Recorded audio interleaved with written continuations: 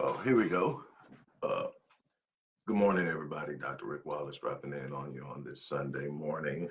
Hopefully, everybody's had a great week. We're ready to start a new week. We're ready to focus on the things that matter to us in our lives. As I often say, success is different for every person.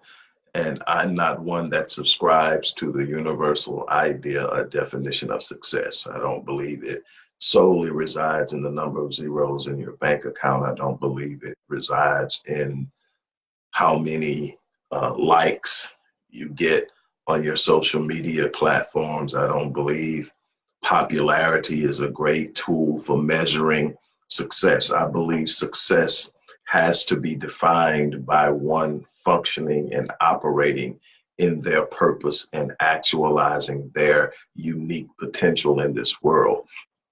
And so every person is going to be different because every person is unique and every person has um, a different place in this world in which they're going to, if they are successful, leave their imprint. So I want to talk to you about 5 daily rituals that I practice, that I teach, that I share with a number of different minds who do what I do, and something that is immensely common among those who consistently experience success. And I think that's immensely important that we understand that the way that you achieve the most success is not through these quantum leaps in time or quantum leaps in progress or process, but in the consistency of being committed to doing what you do. I think greatness is best achieved by doing a lot of small things well, consistently over and over again until you achieve greatness. It is not in hitting the home run, it is in getting contact every single time. And so that is important.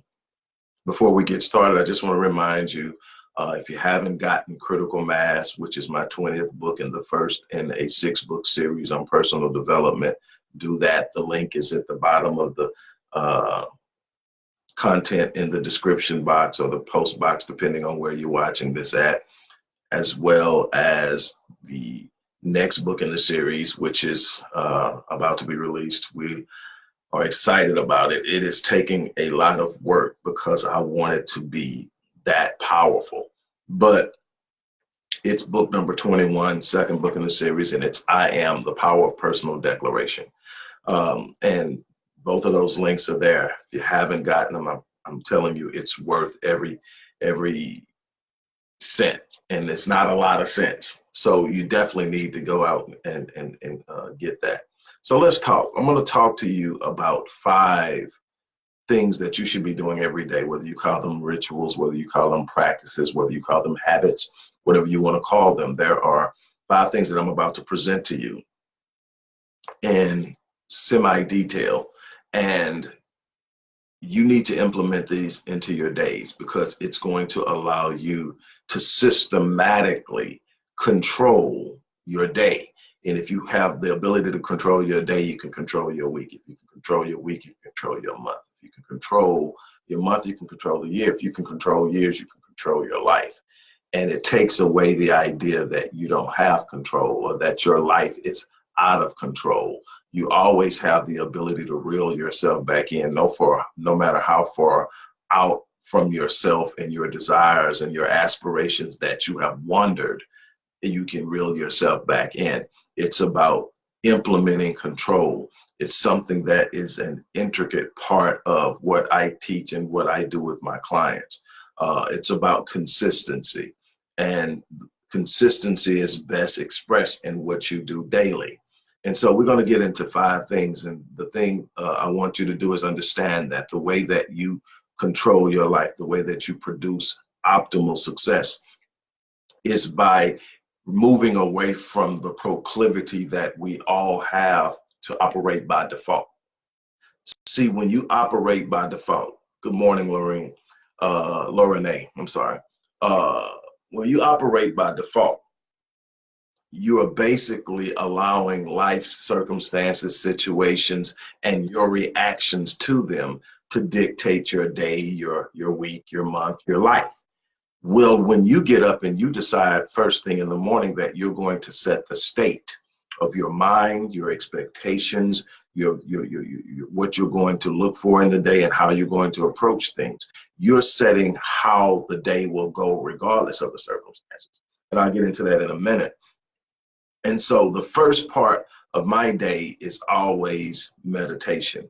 And it begins by when I wake up. The first point of my day is to establish gratitude. Now, to establish gratitude, and that is immensely important. And that starts the meditation. Before I ever get out of the bed, I've got a multi-layered or a stacked meditation process. The first thing I do when I wake up is I roll to my back and I look to my left, and there lies my wife. I watch her, and when I see her take her first breath, that's my first statement of gratitude, and it's thank you. Thank you to God, life, the universe, my hard work in searching for her hard work in searching for me, our ability to recognize and discern one another when we met. It's thank you to that entire process that I have this beautiful woman who walks this journey with me, still with me. And that's that first state of gratitude. So my first state of gratitude. And I have been asked, because when you put your state of gratitude into things that are not eternally promised, the question is presented: what happens when it's not there, or if it happens to not be there? And so, I've been posed the question, well, what happens if you wake up one morning and she doesn't take that breath? Then there will be sadness, but there will also be a thank you for the time I had. I'm always going to see the positive in something. That's never going to be good for her not to be with me because she means that much to me. But I cannot allow myself to become a victim. I must not allow myself to enter into this place of pity, because then I don't represent her well. I don't represent what she saw in me that made her want to be with me. And so I would wake up that morning, and as hurt as I would be, I would say thank you for the time we shared. I would deal with it. I would find a way to cope, and I would move forward, and I would still have gratitude, because there are a bunch of people who will never experience what I'm experiencing right now with her. And that's going to always be there. And so that's it. So there's gratitude. And then I stack my gratitude as well. So I'm stacking gratitude on what else do I have to be grateful for? And there's so many things, no matter what's going on at the moment, that you have to be grateful for. And so I start to stack reasons to be grateful. I haven't even, at this point, I haven't given thought or consideration to any challenges that I know are waiting, any problems that might come. I'm not filling my mind with negative expectations or anticipating anything bad happening. Right now, it's solely about gratitude. I'm stacking the gratitude. And then the next phase of my meditation. Now, the thing is, I'm going to give you 5 things that you can focus on and you need to do daily. But this one thing that I'm talking about now, which is stacked meditation, in and of itself is going to be the most powerful force that will guide your day, that will guide your life. The others are going to help line things up, but this first thing is so powerful. So you're going to start out with gratitude in your meditation process. And our meditation is a deep focus of emptying out everything except what you want to center on, and allowing that to be the force that sets the state of your existence. And so the first thing is gratitude. I want my foundation always to be about being grateful, about gratitude. I want that to be what I focus on first. So when I wake up in the morning, I look over and I see this beautiful woman lying there. When she takes her first breath, I'm grateful. When I get out of the bed and I'm walking through the house, and after I've done whatever I've got to do in the bedroom, and I'm walking through the house, I'm passing by the rooms of the children that I've been entrusted with. And their rooms remind me of the grown children and those that aren't living with us. And where I am with them, and how I have an opportunity every day to be even better at being a father to them. And I'm grateful because this is another day, another chance. I'm breathing, and here's life, and these people are depending on me. I'm grateful for it. I don't see them as a burden. I see them as a representation of a trust. And in that trust, I've been given the responsibility of preparing them, and I'm excited about that. And then I get down to my meditation area, and it moves into the second phase of that meditation process, and that's love and kindness. It's about thinking about giving love and giving kindness and experiencing love and experiencing kindness. It's not about the enemies out there. It's not about the people who don't like me. It's about the people I care about, the passions I have, the things I want to do in life, and how I'm going to do it through the process of love and kindness. And it's thinking about what that feels like. And see, the love and kindness sets the stage and the standard of the point of reference, or set point of my state of mind. When you are in the idea of love and kindness, your energy is normally around 500 hertz. And that's slow as you want to go on your vibrational scale. Your energy, it should always be at least at a love 500. And you can go higher. I mean, you can get above 700 hertz, depending on what. And we're going to talk about the 700 point at the end of this thing. But love and kindness is your baseline. You can't get below love and kindness. You got to go. Gratitude is a little higher than that, but love and kindness is where you want to stay, and that's the lowest you go. You love and kindness, and then the next thing is forgiveness. And see, I want to be real brief with forgiveness, but I want to be very clear with forgiveness. Forgiveness is not this thing I see so often on social media and in different discourses, where someone does something to somebody, and before even thinking, there's this natural instinctive necessity to say, I forgive you, when you haven't even processed the hurt yet. That's not forgiveness. That is a standardized, ritualized response, because you think that's what God, the supreme power of the universe, or whatever belief system you're operating in, wants you to do. But see, forgiveness is not that simple. Forgiveness is not about saying you're off the hook. Forgiveness is about saying, I'm not going to allow what you did to be the weight that anchors me down for the rest of my life. Because if I put too much energy in hating you, if I put too much energy into the bitterness of just being salty because of what you did, if I put too much energy on revenge, then I rob myself. I'm not even concerned about the person who I'm giving forgiveness to. I'm concerned about what that means for me. But I have to go through a process before I can say I forgive you. I can't forgive you if I haven't processed the hurt yet. I can't forgive you if I haven't come to grips with how I'm going to move on yet. Forgiveness is saying, this weight will not destroy me. Forgiveness is saying, if holding on to this is going to destroy me, I'm going to let it go. Forgiveness is saying, it doesn't mean I owe you anything. It doesn't mean that you get to come back around me. It doesn't mean that we're going to go back to being the way things were. It just simply means you are not going to have a hold on me beyond the point of which you caused me harm. You're not going to have a hold on me because I can't let go. You're not going to have a hold on me because I'm still angry. You're not going to have a hold on me because I'm still looking for a way to get you back. I am going to do what I have to do to defend my right to sanctity. I'm going to do what I have to do to defend my right to be happy. And if responding to you with a pushback of aggression is the way that I defend myself, you're going to feel me. But I'm not going to go through my whole life looking for ways to hurt you. It's either going to be something I feel I need to physically defend myself from, or verbally defend myself from, or I'm going to move on from it.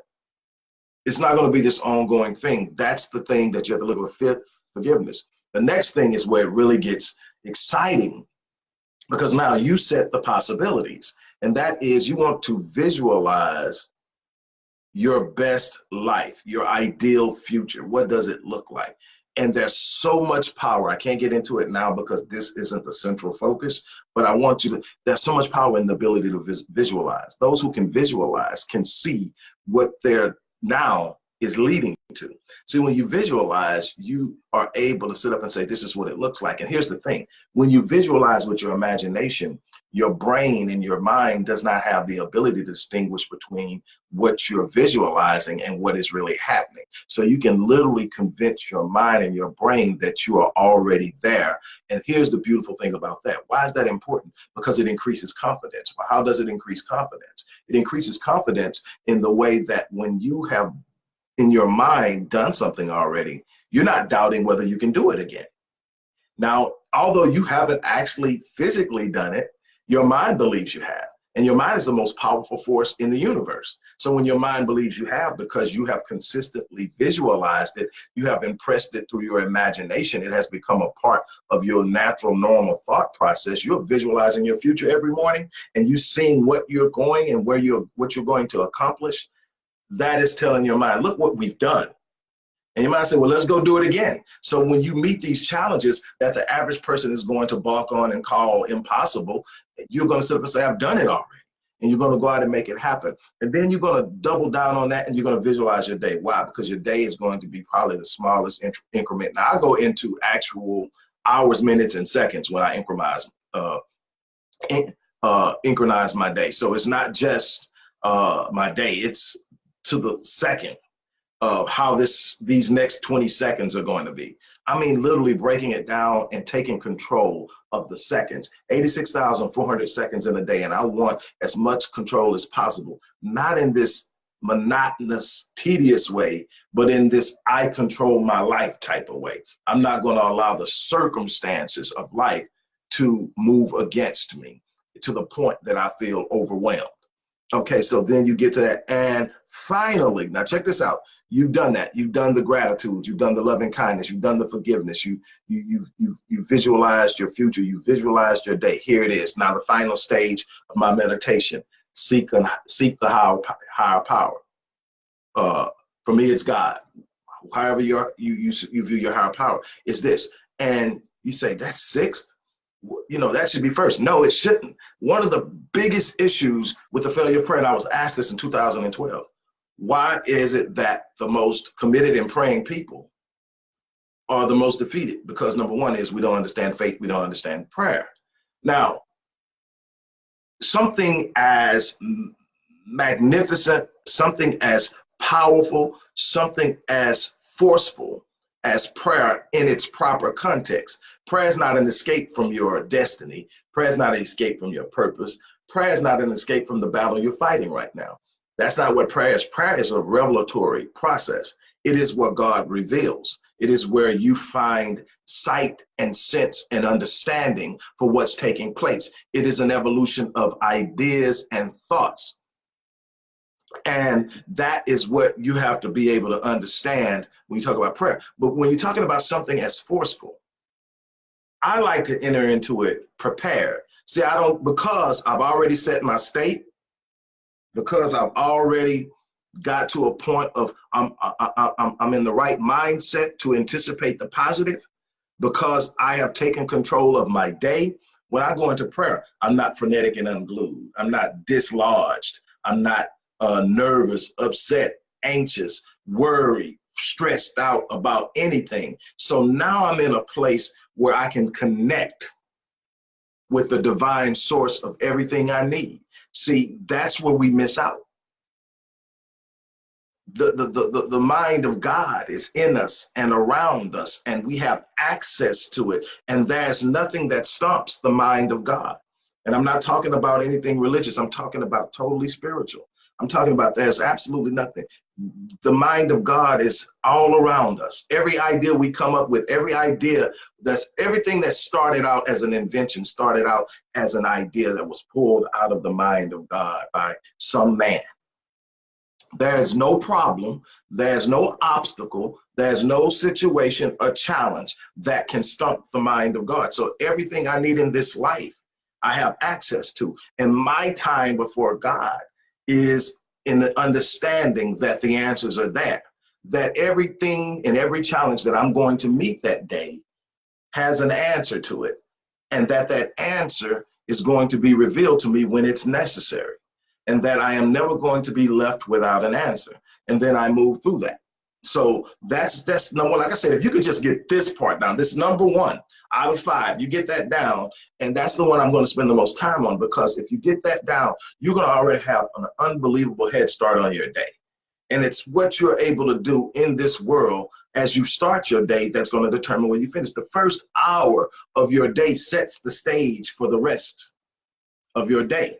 And so you've got to be in control of that first hour. And I tell people all the time, this isn't on the list, but I tell people all the time, don't touch that phone. When you wake up in the morning, give yourself a certain time that you're not going to touch the phone, that you're going to go through your processes. You're going to meditate. You're going to come into a right state of mind and establish what's going on. You're going to be in control of how you feel for the day. But when you sit up and you reach for that phone, you surrender your sovereignty. How do you do that? Because now you're at the mercy of whatever you see on that phone, and you don't control that. You don't control how somebody responded to a post you put up yesterday. You don't respond to some text message that tells you about some bad news. You don't have control over that. So when you see that, it's still there. But when you see it, you want to be in the right frame of mind to take it on. You want to be in the right frame of mind to be able to cope with it, to manage it, to maneuver through it, to use it in the best possible way you can. Okay, then the second thing that you do is you check your daily set points. Set points are a lot of different things. You should have a set point for your physical condition, your weight, your body mass index, your nutrition. You want to check your set points, how much work you're putting in on a regular basis. I mean, you've got to have set points. Your set points are simply the line in the sand that expresses your standards. In order to move to another level in life, you have to raise your standards. When you raise your standards, you also lower your tolerance of things that move against you. So the more you raise your standards, the lower your tolerance for things that don't work for you. Excuses, wasted time, anger, and so many other things, negative mindsets, negative self-talk. All of these things are going, the tolerance for them is going to be lower and lower as you raise your standards higher and higher. Well, those are set points. Set points say, this is my standard.